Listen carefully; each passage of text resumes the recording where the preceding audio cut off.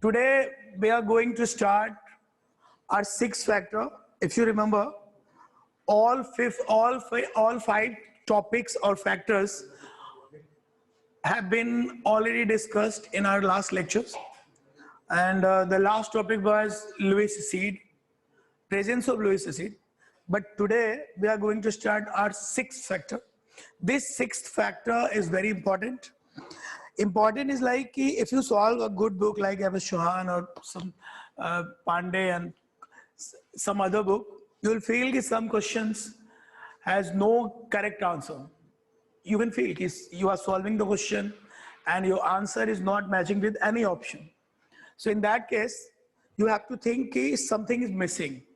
That missing things we are going to discuss today. That is our sixth factor. That is very important factor. And in general, in textbooks, these topics are not mentioned. So we teachers are generally tried, and it's like we have collected for our students कि चलो एक जगह सब कुछ मिल जाए. So this is very important. If you understand this, definitely तुमसे गलतियां नहीं होगी and marks बढ़ेंगे, क्योंकि जब ऐसा केस आता है तो जो छोटे मोटे कॉमन फैक्टर्स होते हैं वो काम नहीं आते. तो let's start the topic. The topic is neighbouring group participation. The sixth topic, neighbouring group participation. Neighbouring group participation. The sixth topic is blur screen. Okay, अब भाई इसका कुछ नहीं हो सकता, थोड़ी देर वेट कर ले नील, थोड़ी देर में ठीक हो जाएगा. Okay, first you write down. हो गया सर, ठीक हो गया. ठीक, ओके. ये यार थोड़ा सा इससे पहले वाला लेक्चर होते रहता है कन्वर्ट, तो तुम तो जानते हो एक बार में एक ही काम होता है, तो वो एक काम होता है कन्वर्ट वाला, है ना. चलो तो लिखो तो जरा टॉपिक जल्दी से सब लोग. So for today we are going to discuss neighbouring groups participation. Please note down the topic, neighbouring groups participation. That is short में हम लोग इसको कहते हैं NGP. यार ये मैं एक दो समझाने वाला हूँ, बाकी दिमाग तुम्हें लोगों को लगाना. Actually this is not like one way conversation. मैं बता रहा हूँ, तुम लिख रहे हो, इसमें तुम्हारा दिमाग लगना बहुत जरूरी है. क्योंकि यार ऐसा है कि अगर समझ पाओगे, ठीक से दिमाग लगा पाओगे, तो फिर नए सिचुएशन में अच्छा करोगे. तो एक दो मैं बताऊंगा, बाकी सोचना तुम्हें है. तो सुन लो बात ध्यान से. नेबरिंग ग्रुप पार्टिसिपेशन है क्या? चलो पहले स्टेटमेंट लिखते हैं, फिर आगे की बात करते हैं. देखो, sometimes in chemical reaction the product is unexpected. Sometimes in chemical reaction the product is unexpected due to presence of active group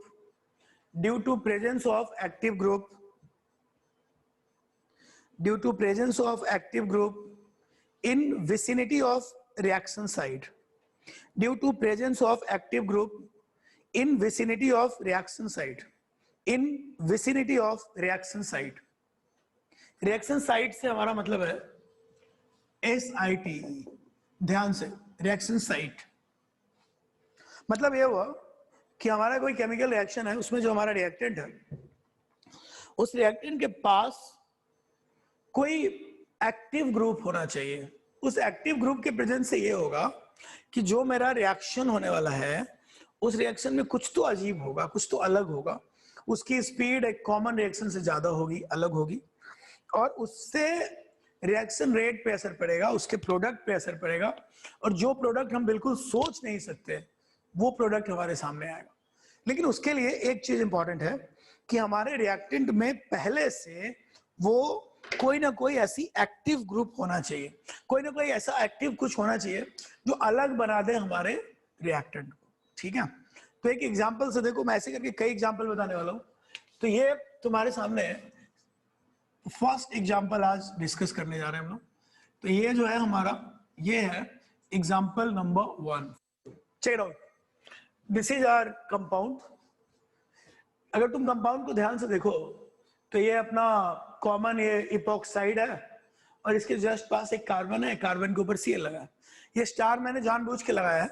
इस स्टार का मतलब कायरल नहीं है यहाँ पे, इस स्टार का मतलब है कि तुम इस कार्बन को पहचानो कि ये स्टार वाला कार्बन है, मतलब ये कार्बन और बाकी कार्बन में अलग है। ये स्टार वाला कार्बन आपकी पहचान के लिए, आइडेंटिफिकेशन के लिए है कि आप इसको भूल न जाओ। सो क्या हो रहा है, एक ग्रुप आ रहा है CH3O-, ये अटैक करने वाला है। तुम जानते हो न्यूक्लियोफाइल SN2 होने की पॉसिबिलिटी है। तो इससे पहले कि अटैक हो, पहले एक बार प्रोडक्ट देखते हैं। प्रोडक्ट अगर देखो तुम, प्रोडक्ट वही है जो एक्सपेक्टेड है, Cl गया OCH3 आया। बट एक चीज समझ में तुमको आ रहा होगा, वो ये कि इसमें एक दिक्कत है। दिक्कत क्या है?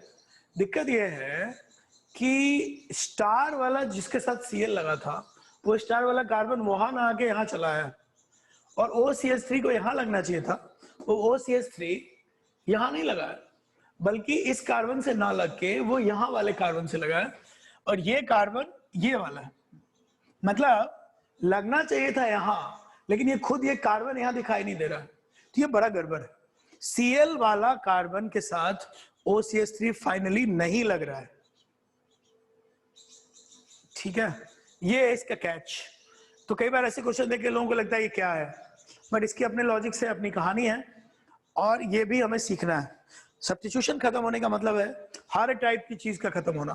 कि अगर हमसे कोई कुछ भी घुमा के पूछे, कैसे भी सवाल पूछे, तो we must be able to solve all kind of question.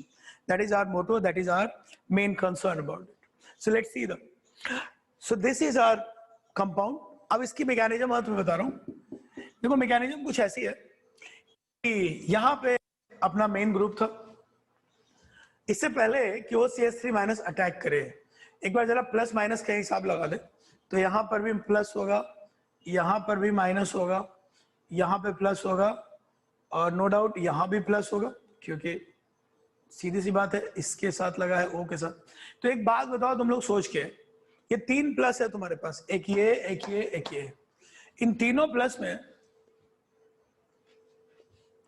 Plus में सबसे ज्यादा इलेक्ट्रॉन डेफिशिएंट प्लस कौन सा है? बताओ, कौन बताएगा मुझे? इन तीनों प्लस में मोस्ट इलेक्ट्रॉन डेफिशिएंट प्लस कौन सा है? कौन सा कार्बन है जिसको इलेक्ट्रॉन की सबसे ज्यादा डेफिशिएंसी है? कोई है जो बताएगा? क्लोजर टू O, सही बात। क्लोजर टू Cl, अच्छा, ये रीत बोल रही है क्लोजर टू Cl। और कोई? सबसे ज्यादा इलेक्ट्रॉन डेफिशिएंट कार्बन कौन है? एक ये, इन तीनों में मोस्ट डेफिशिएंट कार्बन कौन है? देखो मोस्ट डेफिशिएंट कार्बन तो वो होगा जो मोस्ट इलेक्ट्रोनेगेटिव ग्रुप के पास लगा होगा। तो अपने पास मोस्ट इलेक्ट्रोनेगेटिव ग्रुप कौन है रीत? Cl की O? ऑक्सीजन और क्लोरीन में ज्यादा इलेक्ट्रोनेगेटिव कौन होता है रीत, जरा बताना। ऑक्सीजन। तो ज्यादा इलेक्ट्रॉन डेफिशिएंट कौन होगा रीत? वो वाला कार्बन जो O के साथ लगा है, या वो वाला कार्बन जो Cl के साथ लगा है?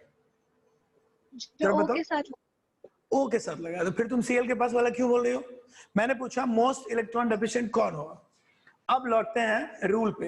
ये बताओ, ये CH3O- स्ट्रॉन्ग न्यूक्लियोफाइल है कि वीक न्यूक्लियोफाइल? बोलो, CH3O- स्ट्रॉन्ग है कि वीक? स्ट्रॉन्ग।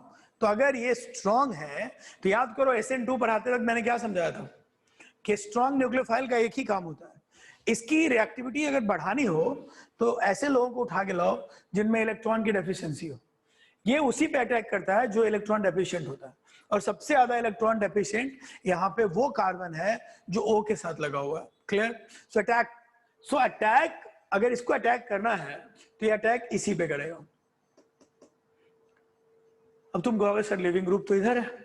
देखो लिविंग ग्रुप का कॉन्सेप्ट सही है, बट SN2 का रूल ये है कि उस वक्त वो उस कार्बन पे अटैक करेगा जिसको इलेक्ट्रॉन की डेफिशिएंसी है।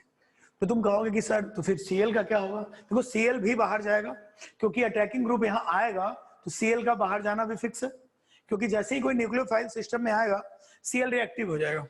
तो देखो आगे क्या होगा। अटैक तो OCH3 कहाँ करेगा, तुम समझ चुके हो। तो देखो भाई ये बता दूं मैं कि अटैक जो हमारा OCH3- है, इस केस में देख लो एक बार, OCH3- अटैक जो है इस केस में यहां करेगा, इस वाले कार्बन पे, क्योंकि ये ज्यादा इलेक्ट्रॉन डेफिशिएंट। जब ये अटैक करेगा तो अटैक करते ही क्या होगा, ये वाला जो बॉन्ड है इस कार्बन और O के बीच में, ये बॉन्ड खुल जाएगा, मतलब ब्रेक हो जाएगा, और इस बॉन्ड के ब्रेक होने से क्या होगा, OCH3 यहाँ लगेगा, बिकॉज कार्बन ऑक्सीजन में ऑक्सीजन मोस्ट इलेक्ट्रोनेगेटिव है, तो O माइनस बन जाएगा यहाँ पे ऐसे। अब तुम कहोगे कि सर ये वाला कार्बन, तो अब देखो, अब ये O माइनस जो यहाँ बना हुआ है, ये भी एक न्यूक्लियोफाइल है, इन हाउस न्यूक्लियोफाइल, अपने अंदर का न्यूक्लियोफाइल। तो ये न्यूक्लियोफाइल अब इस कार्बन पे अटैक करेगा, और ये जो रिएक्शन है इसका नाम है SNI। SNI का फुल फॉर्म है intramolecular nucleophilic substitution reaction. So ये बन रहा है इंट्रामोलिक्यूलर सब्स्टिट्यूशन रिएक्शन।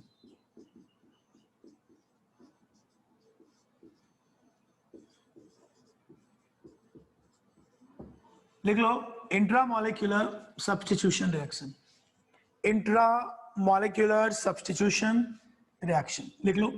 SNI का फुल फॉर्म है इंट्रामोलिक्यूलर सब्स्टिट्यूशन रिएक्शन, ठीक है भाई।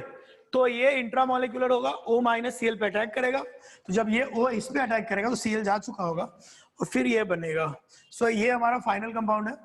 तो यहाँ हमने एक नई चीज पढ़ी और उस रिएक्शन का नाम लिखा SNI।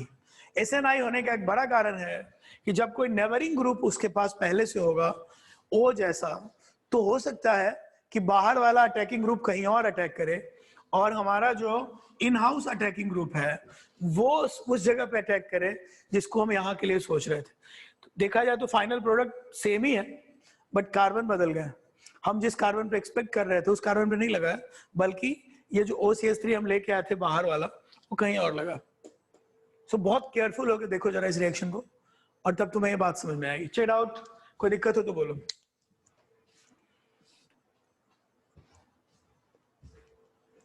सब लोग बढ़िया से सोचेंगे, फिर बात करेंगे। समझ में आ जाए तो एक्सप्लेन कर, मतलब बता देना। अभी मैं इस पे बहुत सारे सवाल देने वाला हूँ आज तुम लोगों को, सोचना है हमें बहुत सारा, तो तैयार रहो नई सिचुएशन के लिए। इसलिए अच्छे से इसको पहले समझो कि हुआ क्या। नहीं, कार्बोकैटायन नहीं बनेगा, कार्बोकैटायन बिल्कुल नहीं बनेगा नील, क्योंकि पहले वाला रिएक्शन SN2 है। ये जो अटैक हुआ है, दोनों रिएक्शन जो है SN2 नेचर का होता है, क्योंकि दोनों ही O भी अटैकिंग ग्रुप, ये भी स्ट्रांग है, और ये जो अटैकिंग ग्रुप था यहाँ पे, ये भी अटैक है। तो जो स्ट्रांग अगर न्यूक्लियोफाइल है तो कार्बोकैटायन बनने का कोई चांस नहीं है। तो ट्रांजिशन स्टेट चाहो तो बोल सकते हो, but carbocation is not possible. Carbocation तो तभी बनता जब हमारे पास वीक न्यूक्लियोफाइल होता, तो वीक न्यूक्लियोफाइल तो है नहीं, तो कार्बोकैटायन की कोई पॉसिबिलिटी नहीं है। So there is no possibility of formation of carbocation. इधर कोई बोले ट्रांजिशन स्टेट तो शायद बोल भी सकते हैं सर, लेकिन हाँ, वो वाला बॉन्ड टूट के जो अपोजिट साइड बनेगा वो भी ट्रांजिशन स्टेट में बनेगा। कोई भी बॉन्ड, ये बॉन्ड चाहे अटैक ये करवा लो, अटैक पे ध्यान दो, अटैक कोई भी हो, चाहे अटैक ये वाला हो पहला अटैक, या अटैक ये वाला हो, दोनों अटैक जो है स्ट्रॉन्ग न्यूक्लियोफाइल के थ्रू हो रहे हैं।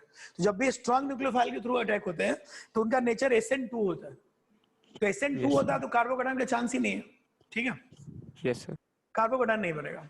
वीक होता तो चांस मिलता है कि लिविंग ग्रुप जाए, ये हो वो हो। तो कोई पूछे तो इसका नेचर, अगर कोई पूछे तो नेचर इसका होगा SN2 विद SNI।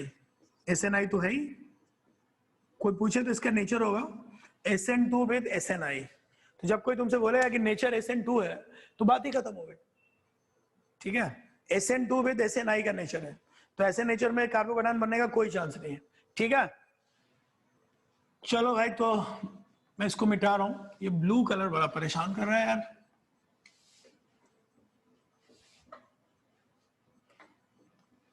डन, सब लोग देखेंगे ध्यान से, फिर इसको आराम से मिटाया जाएगा। मैं फिर एक क्वेश्चन लिख रहा हूं, उस क्वेश्चन में भी कोई एक फैक्टर होगा, अगला एग्जांपल दे रहा हूं, उसमें भी एक फैक्टर होगा, तुमको फैक्टर पकड़ना है और अपने लेवल पे सोचना है।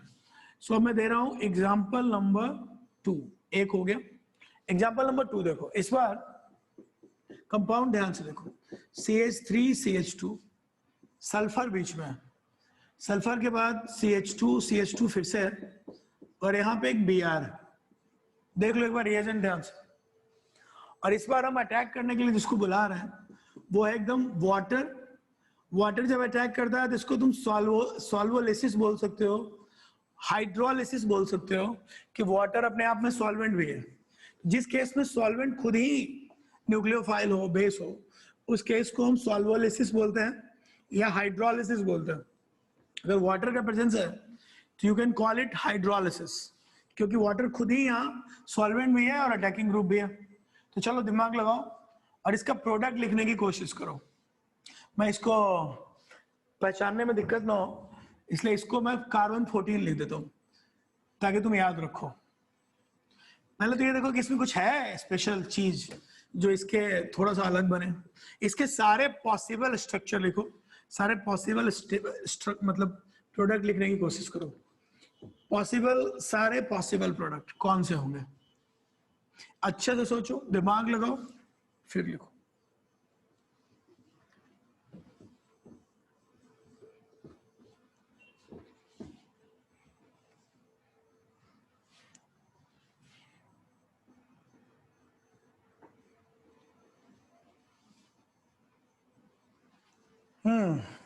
फास्ट। देखो इसके दो प्रोडक्ट पॉसिबल है बनना। एक प्रोडक्ट ऐसे हो सकता है,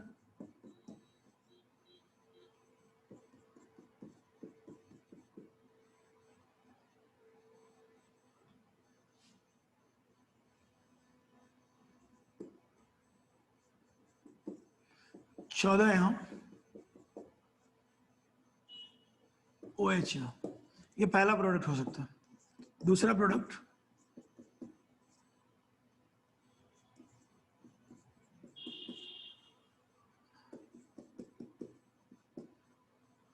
जो कार्बन 14 है उसी के साथ OH लगेगा। ये इसके दो इस तरह के प्रोडक्ट बन सकते हैं। तुम्हें इसकी मैकेनिज्म के बारे में सोचना है।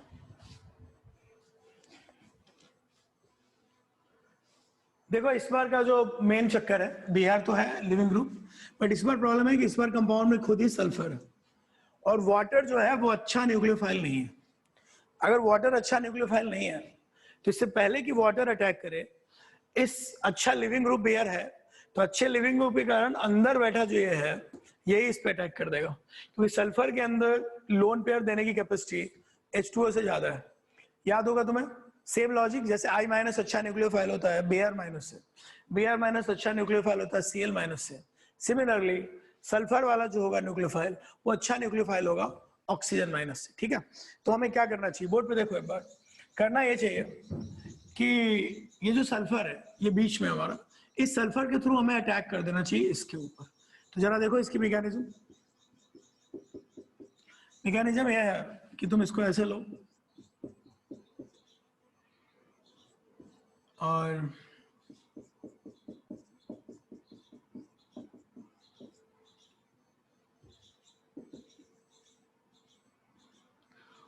ये इसके ऊपर ऐसे अटैक करेगा।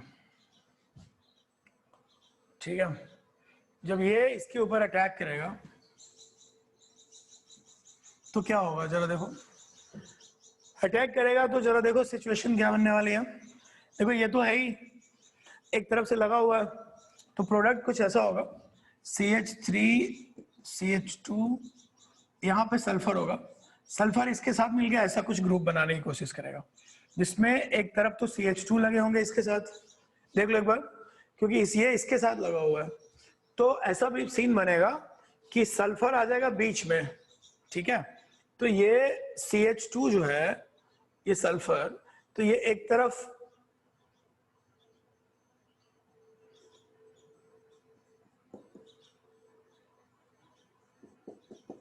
देख लो एक बार,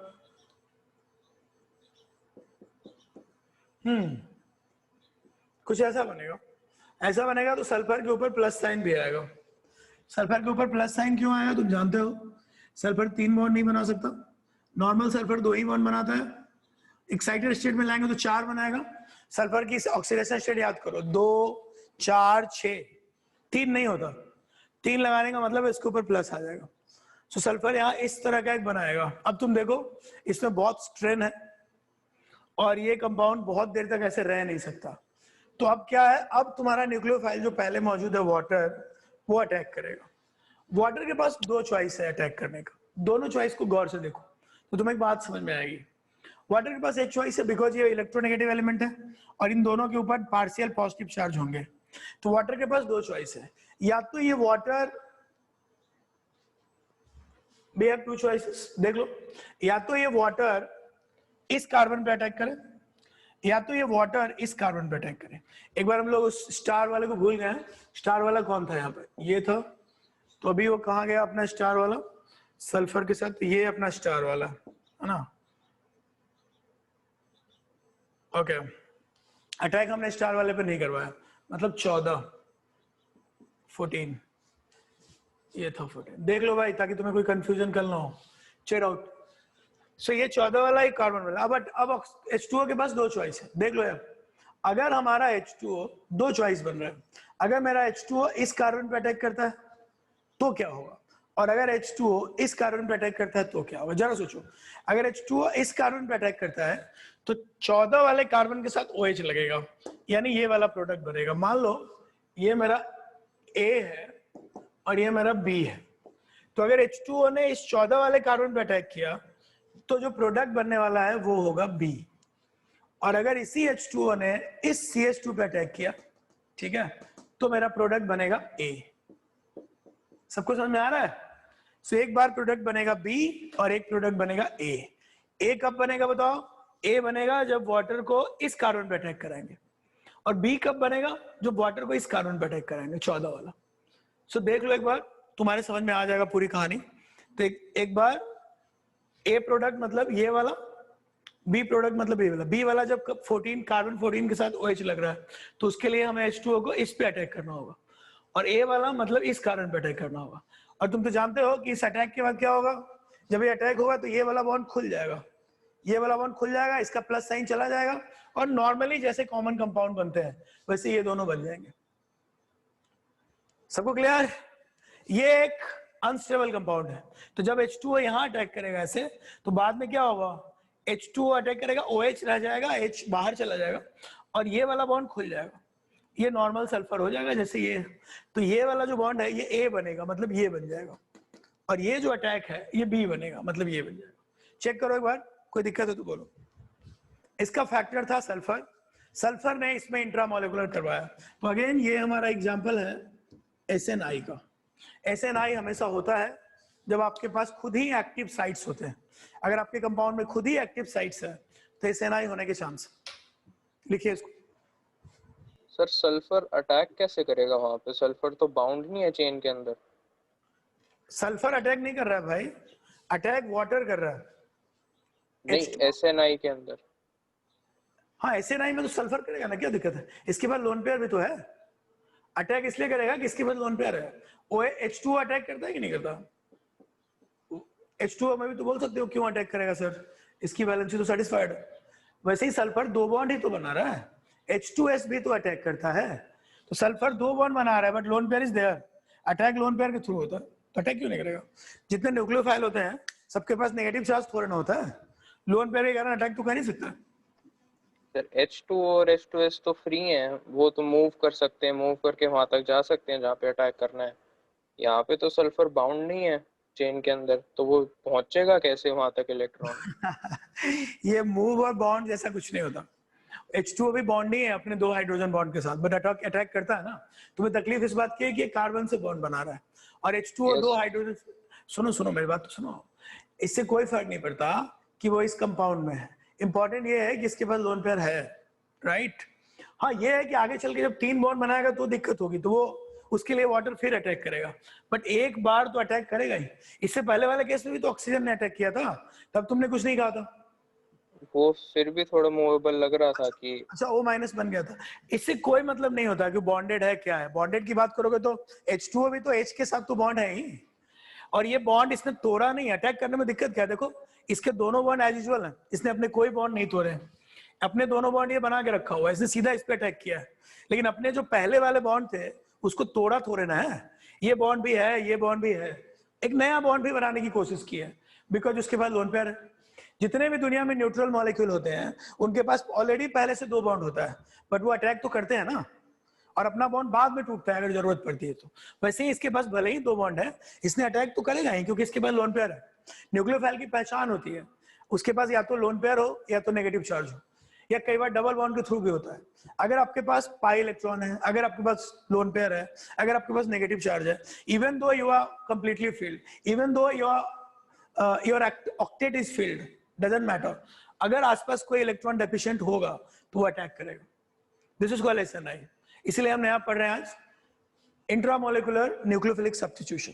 ठीक है, ऐसा आगे भी तुम्हें देखने को मिलेगा, तो तुम्हें ऐसे चीजों के लिए तैयार रहना पड़ेगा। ठीक है, ठीक है सर। ओके, लिखते चलो। पहले क्वेश्चन तो एटलीस्ट लिख ही दूं, ये सब चलता रहेगा, चलो तुम लोग लिखते रहो आराम से।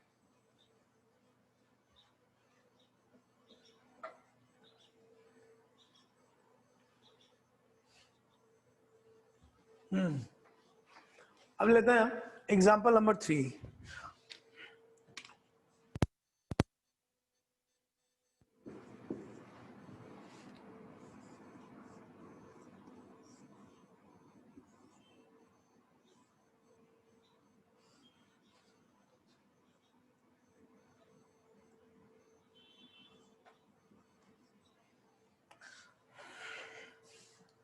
तुम लोग को ये OTS याद होगा, ये मैंने कुछ दिन पहले तुमको बेस्ट लिविंग ग्रुप के जो लिस्ट बताए थे, उसमें ब्रोसाइल और टॉसाइल सिखाए थे, टॉसिलेट, सॉरी ब्रोसिलेट और टॉसिलेट सिखाए थे। ये वही टॉसिलेट। टॉसिलेट की पहचान यही है कि ये बहुत ज्यादा अच्छा लिविंग ग्रुप है, सबको मालूम है ये बात। ठीक है, आगे याद रहे, इसलिए मैं इस वाले कार्बन को भी फिलहाल स्टार लगा देता हूँ, सो दैट आगे मैं इसमें नया कर सकूं। देख लो ध्यान से, OTS की क्वालिटी यह है कि it is best leaving group. Because ये बेस्ट लिविंग ग्रुप है तो ये एक एक्टिव साइट बनाता है, और उससे क्या होता है, उससे थोड़ा फर्क होता है हमारे स्ट्रक्चर पे। क्या फर्क है वो अभी हम देखेंगे, इसके फर्क को। तो देखो, इसके दो स्ट्रक्चर बनने चाहिए, दो आंसर्स आएंगे इसके। पहला आंसर होगा जो एक्सपेक्टेड है, सबको पता चल रहा है, इसके दो प्रोडक्ट बनेंगे। एक तो ये होगा जो सबको पता ही है कि ये यहाँ से अगर मैं H2O लेकर आऊँ, SN1 टाइप कुछ रिएक्शन कराने का, उसका तो बहुत बढ़िया लिविंग ग्रुप है, तो ठीक है, कोई दिक्कत नहीं है। तो पहला प्रोडक्ट तो यही है कि OTS जाएगा और यहाँ पे क्या लग जाएगा, वाटर। तो पहला है कि स्टार वाला कार्बन, जहाँ जिस कार्बन को मैंने स्टार वाला बताया था वहीं पे H2O, सॉरी वहीं पे आके OH लग जाए। दूसरा ऑप्शन है कि नहीं, थोड़ा अलग। अलग क्या होगा, देखो अलग भी हो सकता है। अलग ये होगा कि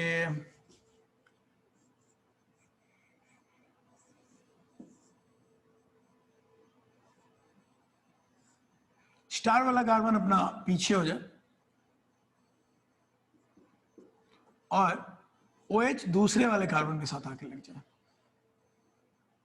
ऐसा होगा। तो ये मेरा, अब तुम्हें इसकी मैकेनिज्म सोचनी है। अब तो तुम लोग सोच सकते हो, कोई ज्यादा टेंशन की बात नहीं है। क्या होगा, इससे थोड़ा दिमाग लगा सकते हो। इस बार नई बात है, पिछली बार इन हाउस अटैकिंग ग्रुप होता था, इस बार इन हाउस अटैकिंग ग्रुप नहीं है, बट बहुत बढ़िया लिविंग ग्रुप है। इसका क्या बेनिफिट हम उठा सकते हैं, इसके दोनों प्रोडक्ट बने, ध्यान से देख लो। यहाँ पे इस कंपाउंड को A बोल दो और इसको B बोल दो। जरा सोचो इसकी मैकेनिज्म, ऐसे कैसे हो सकता है, कुछ दिमाग लगाओ, फिर करते हैं बात। सिमिलर ही है केस, थोड़ा दिमाग लगाओगे तो हो जाएगा। केस बिल्कुल सिमिलर है, बट चेक इट आउट। कुछ ऐसा, पहले क्या होगा कि यहां से OTS जाएगा, OTS के जाते ही, OTS जो जाता है, इसमें पहले समझ लेते हैं बात एक बार अच्छे से कि OTS के जाने का क्या है। क्योंकि लिविंग ग्रुप बहुत ज्यादा अच्छा है तो OTS तुरंत सिस्टम से चला जाएगा। OTS के बारे में क्या याद रखना है अपने को कि OTS is very good leaving group. तो बहुत अच्छा लिविंग ग्रुप है तो सिस्टम से बहुत आराम से चला जाएगा। तो जैसे ही सिस्टम से जाएगा, सिचुएशन कुछ ये बनेगी। यहाँ नई बात बताने जा रहे हैं तो सारे लोग बहुत ध्यान से देखना, इसमें नया क्या होने वाला। देखो एक बार, नया ये होगा कि OTS चला गया, सही था ना, यहाँ कार्बन दिख रहा ना, नहीं सॉरी, देख लेना, ये सब मिस होगा तो गड़बड़ हो जाएगा। अब देखो, तो सिचुएशन है कि ओटीएस गया और ओटीएस के बाहर जाने के बाद इसके ऊपर आ गया प्लस साइन, जैसा कि होता है। अब इसके ऊपर जो प्लस साइन आया तो इमीडिएट इससे पहले कि वाटर अटैक करे, जो हमने लिया हुआ है, इससे पहले कि वाटर अटैक करे उससे पहले एक नया चीज होगा। और हमारा ये दोस्त जो थोड़ी देर पहले एस के अटैक करने से दुखी हो गए थे, वो और दुखी हो सकते हैं। सर इसमें रीअरेंजमेंट होकर डायरेक्ट भी जुड़ सकता है। सेकेंड में स्टार वाली पोजीशन पे भी हो, कार्बन होकर डायरेक्ट OH जुड़ जाए। हाँ देखते हैं अंशुमन, देखो इस बार अटैकिंग ग्रुप इससे पहले कि वाटर अटैक करे, हमें एक नया बात भी सोचना चाहिए। मैंने तुम्हें कहा था ना, डोनेशन 3 तरह से होता है, या तो नेगेटिव चार्ज के थ्रू, या तो लोन पेयर के थ्रू, और अगर ये दोनों अवेलेबल नहीं हो तो कई बार डोनेशन पाई इलेक्ट्रॉन के थ्रू भी होता है। तुम लोगों ने कोऑर्डिनेशन कंपाउंड पढ़ा है? कोऑर्डिनेशन कंपाउंड में तुम्हें याद है ना, लिगैंड्स 2 तरह के होते थे, क्लासिकल और नॉन क्लासिकल। नॉन क्लासिकल में कॉमन लिगैंड्स तुमने पढ़े होंगे, तुम्हें पता है ना, पाई इलेक्ट्रॉन डोनर्स भी होते हैं, CO, C2H2, है ना। सो अब वहां ऑर्गेनिक में भी यूज करने का वक्त आ गया है। अगर मेरे पास कुछ नहीं है अटैक करने के लिए, तो ऐसी कंडीशन में डबल बॉन्ड के थ्रू भी अटैक होता है। तो चलिए नई बात सीखने जा रहे हैं। सो यहाँ से अटैक होगा, ये जो बॉन्ड है ना, इसके थ्रू इसके ऊपर अटैक होगा, क्योंकि अटैकिंग ग्रुप बहुत अच्छा नहीं है और हमारे पास डबल बॉन्ड है, तो डबल बॉन्ड ही अटैक कर देगा। और अगर डबल बॉन्ड अटैक करेगा तो क्या होगा, सोचो, इसके पास 2 इलेक्ट्रॉन थे, अब इस 2 इलेक्ट्रॉन की मदद से इसने इसके साथ बॉन्ड बना लिया, इसके ऊपर आ जाएगा प्लस साइन। तो जरा देखो सिचुएशन क्या होगा। सिचुएशन ऐसा होगा, सामने है तुम्हारे, सब लोग दिमाग लगाएंगे। सिचुएशन ऐसा होगा कि यहां पे हो जाएगा थोड़ी देर के लिए प्लस साइन, इसको कोई दिक्कत नहीं है, इसने अपना ऐसा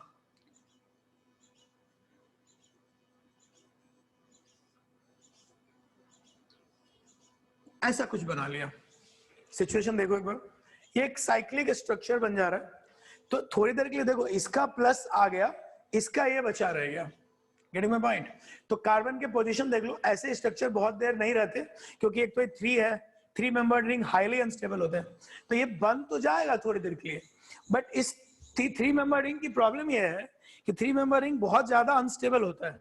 तो हम 2 मिनट के लिए बना भी दे तो भी पंगा तो रहेगा। खैर छोड़ो, तो अटैक यहां से हुआ है, इससे यहां हुआ है। तो ये वाला जो कार्बन था जहां पे हमने अटैक करवाया, गौर से देखो, ये स्टार वाला कार्बन था, तो मेरा स्टार वाला कार्बन भी यहाँ है, देख लो एक बार।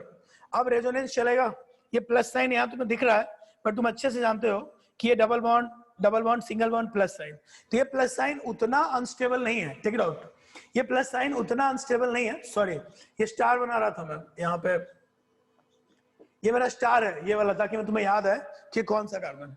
चेक करो, सुनो, अब इस प्लस की बात कर लेते हैं। ये प्लस अनस्टेबल तो है, लेकिन उतना नहीं है, क्योंकि यहाँ रेजोनेंस चल रहा है, देखो डबल सिंगल।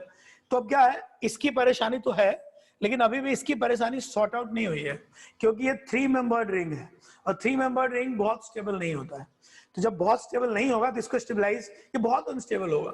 अब वाटर के पास 2 चॉइस, बिकॉज डबल बॉन्ड से लगा हुआ है, इधर प्लस साइन से लगा हुआ है, तो अभी भी रिएक्टिविटी इसकी वैसी ही है, इलेक्ट्रॉन की डेफिशिएंसी वैसी ही है, उल्टा ये बहुत अनस्टेबल हो गया।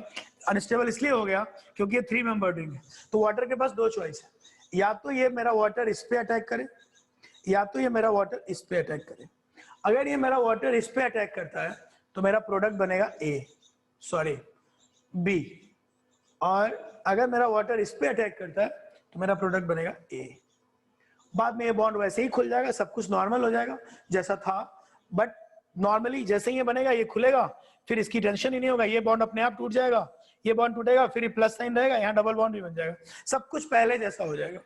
बट नई बात यह है कि अटैकिंग ग्रुप में 2 तरह के प्रोडक्ट बनेंगे, एक OH वहीं लगेगा जहां लगना चाहिए था, और एक OH वहां लगेगा जहां की उम्मीद किसी को नहीं है।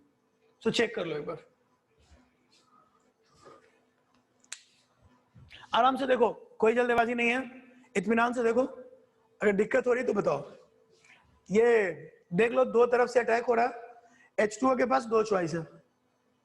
H2O अगर इस कार्बन पे अटैक करेगा, ठीक है, तो हमारा B बनेगा, ये वाला। अगर H2O मेरा इस कार्बन पे अटैक करेगा तो मेरा A बनेगा। नया बस ये है, नई बात बस ये है कि प्रोडक्ट वैसे ही कुछ बनेगा, बट स्ट्रिक्टली ये नहीं बोलेंगे कि यही बन रहा है, ये भी बनेगा, ये भी बनेगा। चेक कर लो भाई। और ये रिएक्शन में भी तुम देख सकते हो SNI का ही एग्जांपल है ये, क्योंकि अटैकिंग ग्रुप अंदर का है, इन हाउस है, और ये एकदम अलग सा एग्जांपल है, क्योंकि अब तक हमने कोई एग्जांपल में नहीं देखा था ऑर्गेनिक में कि पाई इलेक्ट्रॉन से भी हम अटैक करवा सकते हैं। सो पहली बार पाई इलेक्ट्रॉन अटैक करता दिखाई दे रहा है, नोट किया जाए। ये सब क्वेश्चन जब आता है तो 95% बच्चे गलत करते हैं और बाहर आके चिल्लाते हैं कि सर क्वेश्चन मिस्टेक था। 100% सर ये कोई बकवास है, कैसे संभव है, क्वेश्चन में गलती थी सर। मैं नहीं चाहता ऐसा तुम्हारे साथ हो, इसलिए बहुत केयरफुल होकर लिखो। अगर इन हाउस कोई भी एक्टिवेटिंग साइट हो, जैसे कोई लोन पेयर अवेलेबल हो, डबल बॉन्ड अवेलेबल हो, या कोई लिविंग ग्रुप बहुत अच्छा अवेलेबल हो, तो उससे रिएक्शन साइट पे अलग असर पड़ता है। This is called SNI। और उससे अलग माहौल बनता है, उससे प्रोडक्ट अलग तरह के बनते हैं, ऐसे प्रोडक्ट बनते हैं जिनकी हम कोई एक्सपेक्टेशन नहीं करते। सर बोलो। सर वो 3 मेंबर्ड बन रही है, इतनी अनस्टेबल है तो करेगा ही क्यों सही 3? बोले वो डबल बॉन्ड अटैक। मैं तुम्हारी आवाज नहीं, कौन अनस्टेबल है? 3 मेंबर्ड रिंग बन रही है ना उससे। हाँ हाँ हाँ। तो सर वो इतनी अनस्टेबल है तो डबल बॉन्ड अटैक ही क्यों करेगा?